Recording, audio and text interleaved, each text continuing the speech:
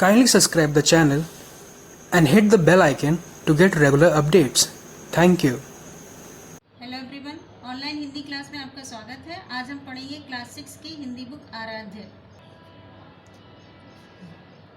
हाँ, start. 4th chapter का अध्ययन करेंगे। इच्छाएं कभी नहीं मरती। यह एक जापानी लोक कथा है। बच्चों, बहुत समय पहले की बात है। जापान के याकोहामा शहर के एक गांव में एक पत्थर तोड़ने वाला मजदूर रहता था। जैसा कि चित्र से स्पष्ट है, यह चट्टानों को तोड़कर सिल्लियां बनाकर बेचता था। उसी चट्टान पर एक पुण्यात्मा आई।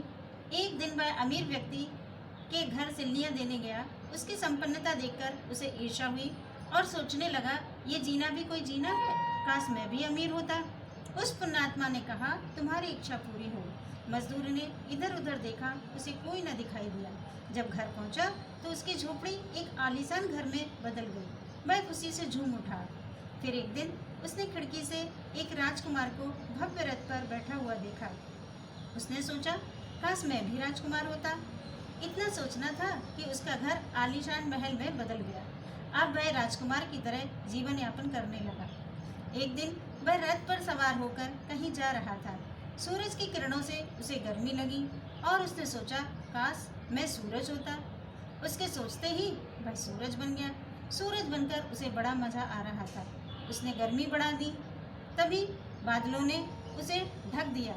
उसे लगा कि बादल अधिक ताकतवर हैं। उसने बादल बनने की इच्छा प्रकट की। अगले ही पल वह बादल बन गया। जोर जोर से बरसने लगा। पेड़ टूटकर गिर गए, पक्षी परेशान हो गए। सिर्फ एक चट्टान और पर्वत ही थे जो आराम से अपनी जगह पर स्थित थे। उसने सोचा, मैं पर्वत बन जाऊं तो ठीक है। वह पर्वत बन गया।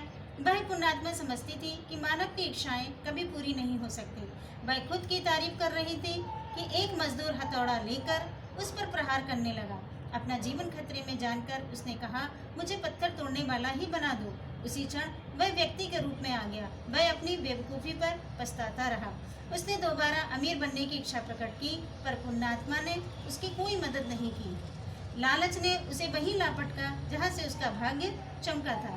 तो बच्चों, इस कहानी से हमें यही शिक्षा मिलती है कि भाग्य से ज़्यादा और समय से पहले कभी किसी को कुछ भी नहीं मिलता। हमारे पास जो भी है उसी में संतोष करना चाहिए। Thank you class.